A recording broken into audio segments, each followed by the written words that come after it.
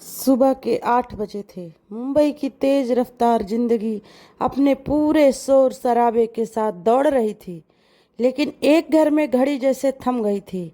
अनवी माथुर, 30 वर्ष की एक पढ़ी लिखी समझदार और प्यारी सी लड़की, आज भी उसी तरह किचन में खड़ी थी जैसे हर दिन। चाय का पानी उबल रहा था और उसके हाथों में विवेक की शर्ट थी जिसे वो प्रेस कर रही थी। विवेक उसका पति था, एक सफल मार्केटिंग डायरेक्टर जिसकी जिंदगी में सब कुछ परफेक्ट था, शायद सब कुछ सिवाय उसकी बीवी के। विवेक की नज़र में अनवी में वो अब वो बात नहीं रही थी जो पहले थी। शादी को 6 साल हो चुके थे, पर अब सिर्फ ड्यूटी बची थी, प्यार नहीं। अनवी ये सब महसूस करती थी, लेकिन कभी कभी किसी से कहा नहीं। वो अपने दर्द को चाय की प्याली में घोलकर हर सुबह पी जाती थी। विवेक, तुम्हारी चाय तैयार है। हाँ, विवेक ने फ़ोन से नज़र हटाए बिना जवाब दिया। फ़ोन उसके हाथ में था, पर स्क्रीन पर क्या था? अनवी से छिपा हुआ नहीं था। कई बार एक नाम चमकता, सानवी। अनवी ने जब पहली बार देखा था तब वो चौंकी नहीं थी, बस मुस्कुराई थी और खुद से कहा था शायद कोई कलीग हो। फिर धीरे धीरे नाम के साथ इमोजी, वीडियो कॉल और रात के मैसेज भी आए, लेकिन विवेक का व्यवहार कभी नहीं बदला। वो अब भी बाहर वालों के सामने परफेक्ट हस्बैंड था। एक रात जब विवेक सो रहा था, अनवी ने उसका फ़ोन उठाया। उसका मन बहुत बार टूटा था, पर आज कुछ पक्का करना चाहती थी। फ़ोन अनलॉक था, पासवर्ड अब वो नहीं था, क्योंकि अब कोई दूसरा था। सानवी, आई मिस यू जान, कब मिल रहे हो? सानवी का मैसेज था ये। वो एक पल के लिए सुन्न हो गई। एक ही सांस में 6 साल की शादी उसके सामने बिखर गई। वो उस रात कुछ नहीं बोली। सुबह वही चाय, वही कपड़े, वही शांति, सब कुछ हुआ जैसे कुछ हुआ ही नहीं। पर उसके अंदर एक तूफान जन्म ले चुका था। कुछ हफ्तों तक उसने देखा और हर बार कुछ नया मिला। विवेक अब बात बात पर झुंझलाता, उसकी पसंद नापसंद की तवज्जो नहीं देता और कभी कभी रात को देर से आता। अनवी अब अंदर से टूटने लगी थी। एक रोज उसने कहा, विवेक, क्या हमारे बीच सब कुछ ठीक है? विवेक ने चौंक कर देखा और कहा, तुम्हें शक क्यों होता है हर बात पर?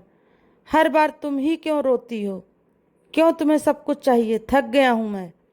उस दिन विवेक की आंखों में जो था वो प्यार नहीं था, झुंझलाहट, घुटन और शायद पछतावा। अनवी अब हर दिन ये सोचती, क्या मैं वाकई इतनी बुरी पत्नी हूँ? उसने तो सब कुछ दिया था, समय, सम्मान, समझदारी। वो अपनी जॉब भी इसीलिए छोड़ चुकी थी ताकि विवेक और घर को संभाल सके। लेकिन अब वो खुद को आईने में भी देखती थी तो पहचान नहीं पाती थी। एक दिन उसने अपनी पुरानी डायरी निकाली जिसमें कॉलेज के सपने, प्यार, कैरियर और आज़ादी की भरी बातें थीं। उसने लिखा, मैं अब भी जिंदा हूँ, शायद मरी नहीं हूँ, बस खो गई हूँ। वो रविवार था, विवेक घर पर ही था। मोबाइल बार बार वाइब्रेट कर रहा था।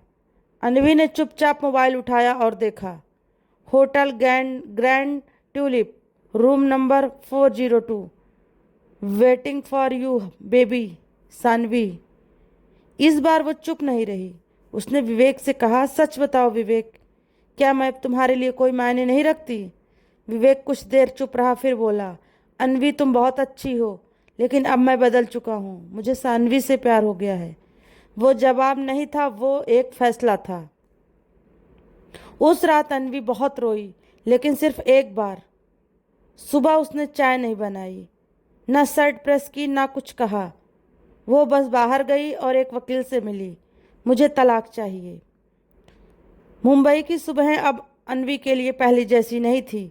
उस दिन जब उसने तलाक के लिए वकील से बात की तो उसके अंदर कोई चीज़ मर नहीं रही थी, बल्कि कुछ जन्म ले रहा था। एक नई अनवी जो अब डरना नहीं जानती थी। शाम को जब विवेक ऑफिस से लौटा तो घर में सन्नाटा था। ना वो चाय की खुशबू थी, ना अनवी की हल्की मुस्कान। टेबल पर एक लिफाफा रखा था, लीगल नोटिस। विवेक ने खोलकर पढ़ा, तलाक की अर्जी। वो सन्न रह गया। ये क्या मजाक है अनवी? अनवी ने उसी शांत स्वर में कहा, वो सब जो तुमने किया वो मजाक था, ये मेरा जवाब है। विवेक पहली बार असहाय महसूस कर रहा था। अब अनवी सिर्फ बीवी नहीं थी, वो फिर से एक लड़की बन रही थी जो सपने देखती है, जो खुद से प्यार करती है। उसने अपने पुराने दोस्त आदित्य से संपर्क किया, कॉलेज का दोस्त जो अब एक मोटिवेशनल स्पीकर और लेखक था। अनवी, यकीन नहीं होता तुमने खुद को भुला दिया था क्या? आदित्य ने हंसते हुए कहा। हाँ, थोड़ी देर के लिए खो गई थी, अब खुद को फिर से ढूंढ रही हूँ। आदित्य की आंखों में सच्ची चिंता थी और अनवी को वो पहली बार समझा हुआ महसूस हुआ। आदित्य ने अनवी को एक वर्कशॉप में बुलाया, वुमेन रिक्लेमिंग लाइफ। वहाँ अनवी जैसी कई महिलाएं थीं, टूटी हुई पर हारी नहीं। अब अनवी ने मंच पर अपनी कहानी सुनाई तो पूरा हाल सन्न हो गया। मैं सिर्फ एक पत्नी नहीं थी, मैं एक इंसान हूँ जिसकी भावनाएं हैं, सपने हैं, और हाँ, अब मैं टूटे हुए रिश्ते में नहीं जीती, मैं अपनी पहचान से जीती हूँ। तालियों की गूंज ने उसके अंदर की डरी हुई अनवी को मार दिया और एक नई अनवी को जन्म दिया। उधर विवेक का रिश्ता भी सानवी से धीरे धीरे बोझ बन रहा था। सानवी को अब वो आदमी नहीं चाहिए था जो किसी और के साथ रह चुका हो। एक रात सानवी ने कहा, तुम्हारे पास दिल नहीं है विवेक, बस आदतें हैं, और मैं किसी की आदत नहीं बन सकती। विवेक अब अकेला था और अनवी का ख्याल उसे काटने लगा। 1 महीने बाद कोर्ट में पहली सुनवाई थी। अनवी सफ़ेद साड़ी में आत्मविश्वास के साथ खड़ी थी और विवेक, उसे यकीन नहीं हो रहा था कि यही वही औरत है जो एक समय उसकी परछाई बनकर रहती थी। अनवी, क्या हम एक बार फिर से कोशिश नहीं कर सकते? विवेक ने धीरे से कहा। अनवी मुस्कुराई। अब मैं खुद को फिर से नहीं खो सकती। कोशिश तुम्हें तब करनी थी जब मैं इंतजार करती थी। कोर्ट से बाहर निकलते हुए आदित्य उसका इंतजार कर रहा था। कैसी हो? उसने पूछा। अनवी ने आसमान की ओर देखा और कहा, आजाद और जिंदा। तलाक के बाद अनवी का जीवन अचानक खाली नहीं हुआ, बल्कि हल्का हो गया था। वो अब हर सुबह खुद के लिए उठती, खुद के लिए सस्ती और खुद से प्यार करती। लेकिन इंसान चाहे जितना भी मजबूत हो जाए, अतीत की परछाइयाँ अक्सर सबसे शांत शामों में दस्तक दे ही देती हैं। एक शाम जब वो अपने अपार्टमेंट की बालकनी में बैठी किताब पढ़ रही थी, उसे एक अनजान नंबर से कॉल आया। अनवी, हाँ बोलिए, मैं विवेक। वो चुप हो गए। मैं बस जानना चाहता था, क्या तुम सच्ची में खुश हो? उसने गहरी सांस ली और कहा, अब मैं खुद के से सवाल नहीं करती, यही मेरी खुशी है। फोन कट गया और साथ ही विवेक का बचा खुचा अधिकार भी। इसी बीच आदित्य, जो अब अनवी के का करीबी दोस्त बन चुका था, धीरे धीरे उसके जीवन में एक स्थायी छांव जैसा हो गया था।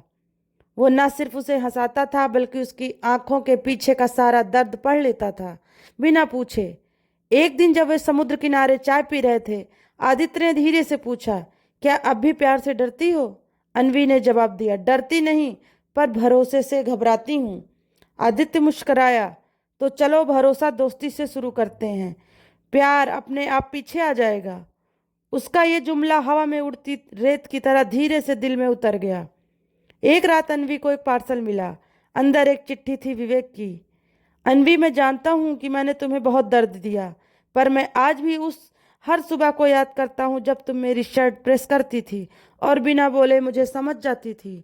तुम्हारी चुप्पी मेरी सबसे बड़ी हार बन गई। अगर कभी माफ़ कर सको तो कर देना, सिर्फ इसलिए नहीं कि मैं सज़ा से डरता हूँ, बल्कि इसलिए कि तुम माफ़ करके आगे बढ़ने लायक हो। विवेक। अनवी ने चिट्ठी बंद की, आंखें बंद की और खुद से कहा, मैं माफ़ नहीं करती, मैं मुक्त कर देती हूँ। कुछ हफ्तों बाद आदित्य ने उसे एक किताब की पहली कॉपी दी। तुम्हारे नाम, परछाइयाँ, तुम्हारी कहानी मेरी कलम से। अनवी की आंखें भर आईं। मुझे मेरी कहानी किसी और की जुबान से सुनने का इंतजार था। आदित्य ने धीरे से कहा, अब क्या मैं तुम्हारी अगली कहानी का हिस्सा बन सकता हूँ? अनवी मुस्कुराई और पहली बार उसने खुद को खुलते हुए पाया, डर के बिना, भरोसे के साथ। अनवी अब जान चुकी थी, मोहब्बत सिर्फ किसी और से नहीं होती, सबसे पहले खुद से होती है। मुंबई की बारिशों में कुछ तो जादू होता है, हर बूंद जैसे बीते लम्हों को धोकर नए रंगों से भिगो देती है। अनवी उस शाम खिड़की से बारिश देख रही थी और सोच रही थी, क्या मैं अब सच में किसी के साथ जिंदगी शुरू करने के लिए तैयार हूं। आदित्य ने उसे एक दिन डिनर पर बुलाया था। कहने को तो बस एक दोस्ताना मुलाकात थी, पर अन्वी जानती थी आज कुछ अलग होगा। रेस्तरा में हल्की रोशनी, बैकग्राउंड में पुराने गजलों की धुन और आदित्य का वो चुपचाप सा मुस्कुराना। तुम बदल गई हो, आदित्य ने कहा। या शायद अब मैं खुद को जी रही हूं, अन्वी ने जवाब दिया। कुछ पल खामोश बीते, फिर आदित्य ने उसकी तरफ एक छोटा सा डिब्बा बढ़ाया। ये क्या है? खुला दिल और एक सवाल। अन्वी ने कांपते हाथों से डिब्बा खोला। एक सिंपल सा रिंग, कोई तामझाम नहीं, बस सच्चाई का प्रतीक। अन्वी, मैं तुम्हें बदलना नहीं चाहता, मैं तुम्हें वैसे ही चाहता हूं जैसे तुम आज हो, टूटी नहीं, बनी हुई। अगर तुम्हारे अंदर कहीं भी मेरे लिए एक कोना बचा हो तो कृपया मैं उस कोने में अपनी जगह बना सकता हूँ। अन्वी की आंखों से आंसू बह निकले। ये वो सवाल थे जिसका जवाब उसके अंदर बहुत पहले से था, पर आवाज नहीं बनी थी। उसने रिंग वापस डिब्बे में रख दी। मैं अभी नहीं। आदित्य चुप रहा। ना नाराजगी, ना शिकायत, बस एक मुस्कान और हल्की सी बात। मोहब्बत जबरदस्ती नहीं होती अन्वी। मैं तुम्हारे इंतजार में नहीं रहूंगा, पर तुम्हारी खुशी की दुआ जरूर करूंगा। वो उठकर चला गया। बारिश अब तेज हो चुकी थी। अन्वी ने पहली बार महसूस किया कि कभी कभी ना कहना भी बहुत भारी पड़ता है। रात के अंधेरे में वो खुद से सवाल कर रही थी, क्या मैं फिर से प्यार करने से डर रही हूं, या मैं आदित्य को खोने से। वो जानती थी दिल के अंदर कुछ पल रहा है जो वो मान नहीं रही। अगली सुबह न्यूज चैनल्स पर खबर थी, विवेक ने एक बिजनेस वुमन से शादी कर ली। अन्वी ने टीवी बंद कर दिया, मुस्कुराई। कोई टीस नहीं, बस राहत। उसने आईने में खुद को देखा और पहली बार खुद से कहा, अगर अगर किसी से मोहब्बत करूंगी तो सिर्फ इसलिए कि मैं उसे चाहती हूँ, जरूरत के लिए नहीं।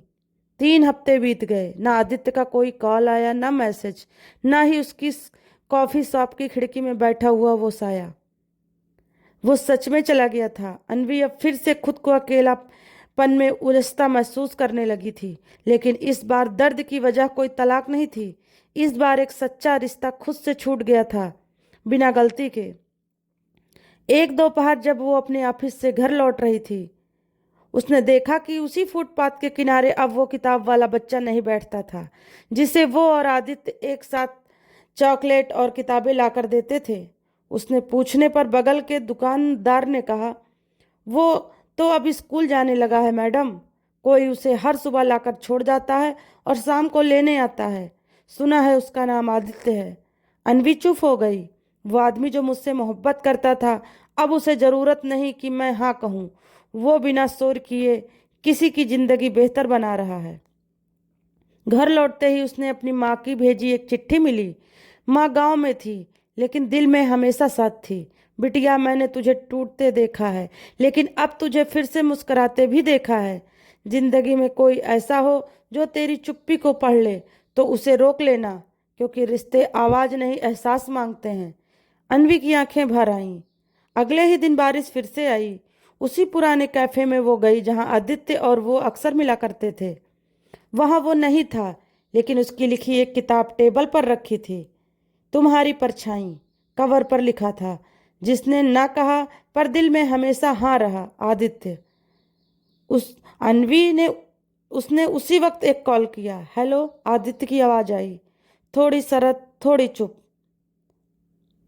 अन्वी, हाँ, और आज मैं जवाब देने आई हूँ। क्या? हाँ, मैं चाहती हूँ कि तुम्हारे इंतजार में ना रहो, लेकिन मैं खुद तुम्हारे साथ चलना चाहती हूँ। ना कोई वादा, ना कोई शर्त, बस एक शुरुआत। आदित्य चुप रहा, फिर बोला, ये शुरुआत ही तो मैं चाहता था हमेशा से।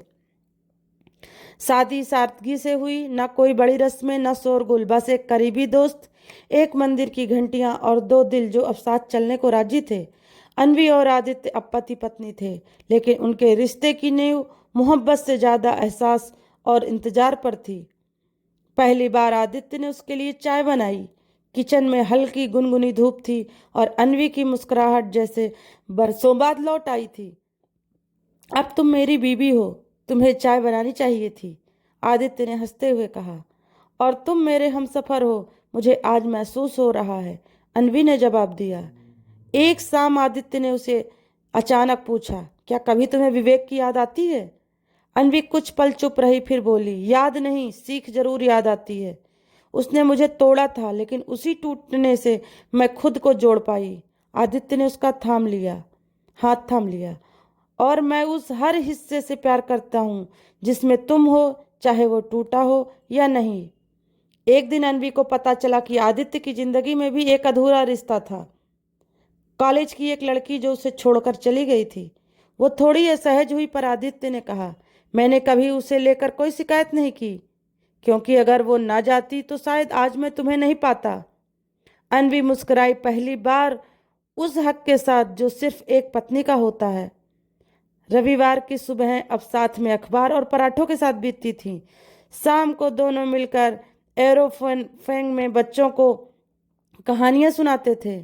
त्योहारों पर अन्वी आदित्य के साथ पहली बार अपने होने को जीती। पर जिंदगी कहाँ बिना मोड़ के जी चलती है। एक रात आदित्य को अस्पताल से कॉल आया।